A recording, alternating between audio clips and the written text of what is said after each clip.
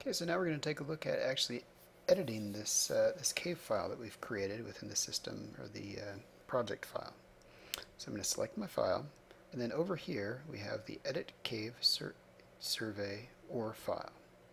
So I'll click on that, it'll open the editor. I'm going to expand this out to full screen. Okay, so here in the editor you notice I have now the survey list. There's the A survey that I generated earlier. And in order to go in and start editing this, I need to double click on this bar, and that loads it into the next tab, which is the Edit heading. So here I can give the cave a name. We'll call this Super Duper Cave. The survey, if I'm not happy with A, I can change it to whatever I would like. Maybe I would call this First Survey, so if I don't like A. But it's up to you. If your cave becomes pretty extensive, then you may want to name it differently, and you can always go back and change that. Survey comment, maybe I'll say, let's see, entrance to super big room. Survey date, I put in the date that I actually surveyed. Here I can enter my team members. Cool Joe and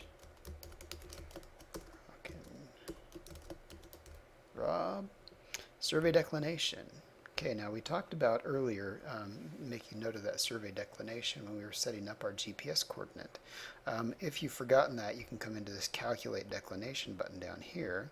It says, warning, the geographic location has not been set, and because of that, whenever I open this up, everything's empty. So I might as well go back to where I started in the survey data file and edit that information there, and if I do, then when I open this up it would show me what the actual declination is. But I want to copy that declination and paste it right in here. Survey declination. This is important if you have a cave that's the exploration is going on for years, because that declination, as the Earth's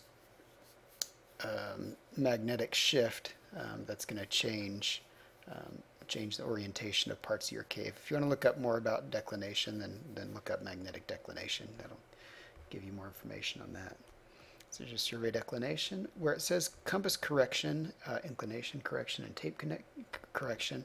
This is a place where you can add information. Let's say I go and I do this survey. We spend a whole day surveying, and then I find out towards the end that my compass is off by like 2 degrees. My inclination was, somebody was reading it backwards the whole time, and then the tape was missing like the first 3 inches. Well, I can correct that here in these 3 fields.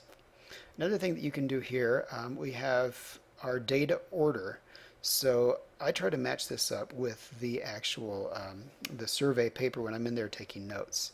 So you click on Edit Settings, and I'm going to do length, and then let's see, length, compass, inclination. That's a good order. And then I'll choose to do left, right, up, down. So I've got up selected. I'm going to turn that left. Let's see, now down selected. Let's make it right, up, and down. So now whenever I punch in the numbers, it'll be in the order that I took them in my notebook. If I took back sites, I can enable those back sites by checking this box right there, and that will enable those. And then I can come into my units here, and let's make sure that our units match up with what we actually captured in the field. So compass was in degrees, decimal feet, or did I do feet and inches? I'd check that, or meters. Inclination units, I can check those however I'd like, and then up, down, left, right. So I did everything in decimal feet and degrees. So I'll hit OK. There, that updated. And the dimensions have updated as well. Okay, so we're ready to edit this thing. So now let's click on the Edit Survey. And I can start typing in my data. So there's A1 to A2. Automatically, because I called the survey the A survey, it added A1, A2 right off. So if I had called it the first room to end of cave survey, it would be first room to end of cave 1, first room to end of cave 2, and it would continue to increment until I changed it. So let's type in our feet here. I'm going to type in, let's see, we'll just make up some numbers. 3, our compass was 220, 230, our inclination, I'm going to type -4. Left was 3, right was 8, up was 15 and down was 1. Flags. In order to get information on flags, let's see if I remember how this is done. I think, crud, where are those at? Flags are things, oh man. Okay, I found it. So whenever you're in a field here, so if I check this field and flags, down here at the bottom it gives me hints as to what I can enter. Exclude from plotting, closure, length, or total exclusion. So I've got P, C, L, or X. I can type any of those letters in here and it will basically exclude this shot. So the reason why you might want to do that, let's say just for curiosity you decided to do a shot from one point to the wall because you wanted to measure the wall to how far it was from the center of the room to the wall. So you don't want to count that for length. Or you don't want that to end up in like a loop closure or something, and you may not even want to plot it out when you finally print off your line plot at the end. So if I wanted to get rid of everything, I type an X. If I just don't want it to be included in calculating the total length, I can click L, and so on down here. Comments, this is just for you, so I might say survey shot is on a rock in the middle of the room. So you can type in whatever you'd like here. Okay, now once I've got to the end there, I just hit enter, and notice it comes down and it automatically increments. Let's move our scroll bar over so you can see this. So it went A1, A2, automatically A2, A3, and it's going to continue doing that. And I can just tab through these. So type in a number, 4 feet, 235, and then it's going to go plus 40, so steeply up. Left, let's see, 2 tab, 4 tab, 19 tab, and 4.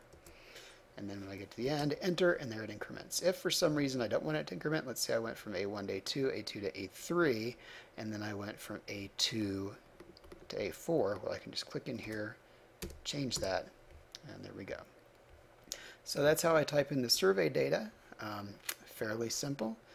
In the next tutorial, we'll start looking at some things that we can do once this survey data is entered, and we'll go over a few things that you need to know. Actually, why don't we go over some of that right now?